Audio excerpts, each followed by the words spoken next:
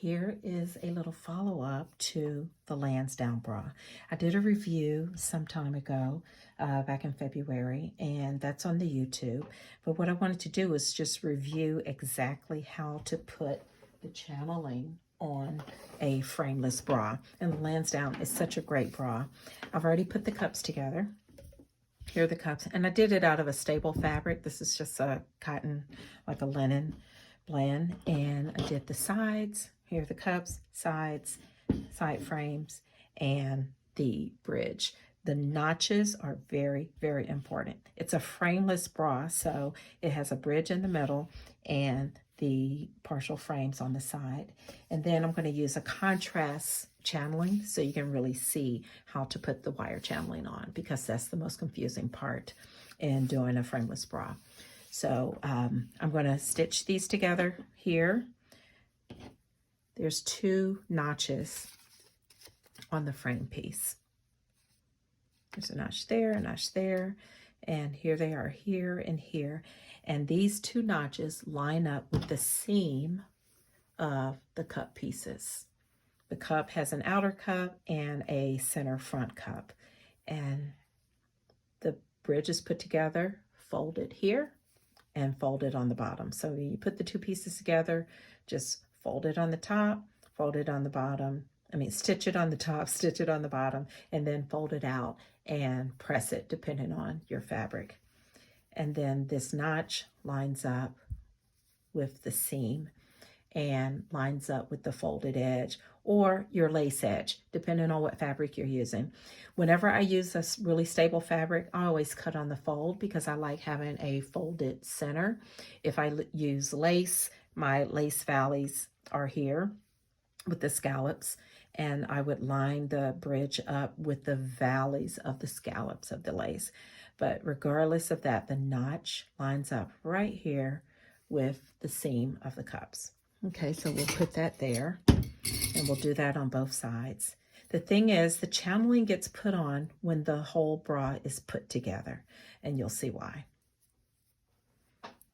After stitching the bridge on, what you want to do when you're doing right sides together, let me get rid of these threads so you can see. I used a contrast thread also, just a light thread.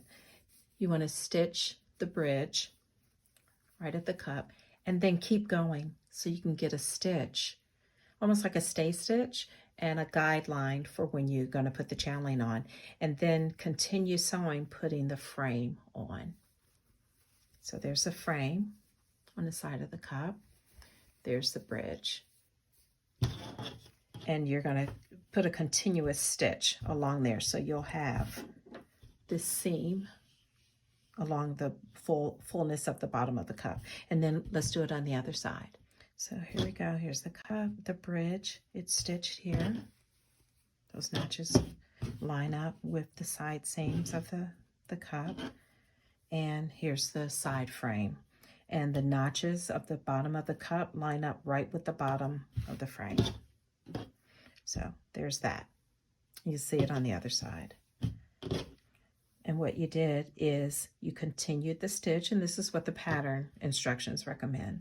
Continue your stitch across the bottom so you can have a defined seam allowance to put the channeling. Okay, so you can see that. Now on this update, I'm not putting the back band on. We're just focusing on the channeling. So the difference between a traditional wired bra with a frame and a frameless bra is that the channeling gets stitched and folded to the inside of the cup, not the outside like it typically is. So the cup is designed to have that 3/8 inch room for your fit for the channeling to go, because there's no frame here, so it wants to go this way. So what you're going to do, all right, you're just dealing with the seam. So pick up the cup, and here's your seam.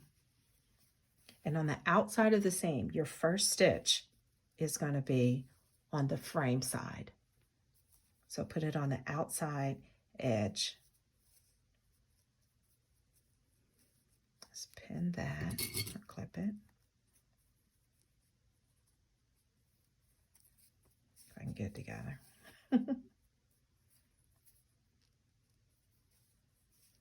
You're going to the outside of the seam. And keep going where you kept your stitch going. You'll be able to see where to put your channeling. And you're on the outside of the seam, so you're underneath the bridge. And you're going to stop right here and give yourself some handling room, just like you do normally. All right, so if you notice, the channeling is on the outside. You're looking at the inside of the bra. Here's the inside of the bra. The channeling is on the outside of the seam, and then that's your first stitch. And then your second stitch, it turns into the inside of the cup. And that's going to be your second stitch. Here's your first stitch. And you stitched it to the outside of the cup seam. And now you're going to fold it, rather than folding on the outside, folding it down on the outside, on the frame side like we normally do. There's no frame there. So put it on the inside of the cup.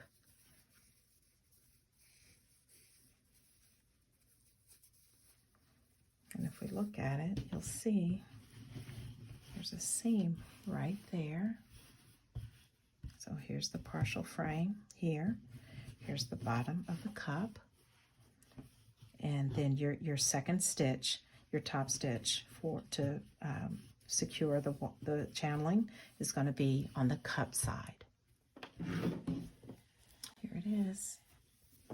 You can see, if you can tell, it's on the inside. The channeling is on the inside of the cup. It gives a nice rounded edge so that when you put it on, the wire is right at your wire line. Okay, your breast root.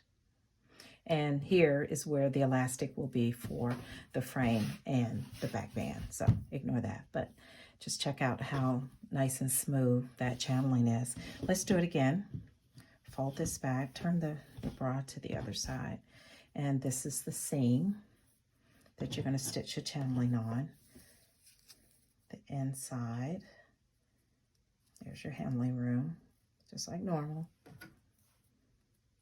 And they're going to stitch the channeling on the outside of the cup seam and then fold it to the inside. So your first stitch is on the outside. So here's the second channeling just put on. And I want to share a little tip that I love. If you don't have a boob ham, get one. It's really cool, especially for a frameless bra cup, that if you're using a stable fabric, you know, not a stretch or anything, just give that wire channeling some steam and give it some shape so it can really have a nice rounded shape to it when you go to put your wire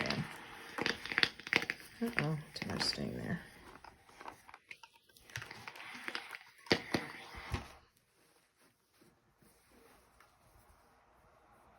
See? Isn't that nice? So that's how you put your wire channeling on in a frameless bra cup.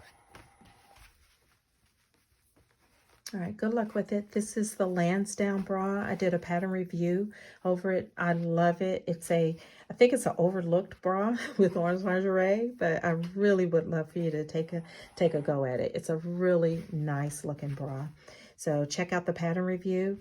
And I also did it in a knit fabric because I put it on a fold, and a knit does very well with this frameless because it gives you, you know, just that real comfortable fit. And I used lining on it. I used my muslin with, I made the muslin with a sheer cup lining or a bra tool, and I doubled the fabric, but it's a great bra. Check it out. Good luck, and just give us a post. And if you have any questions, just put your questions below and I'll try to help. Thank you. Enjoy.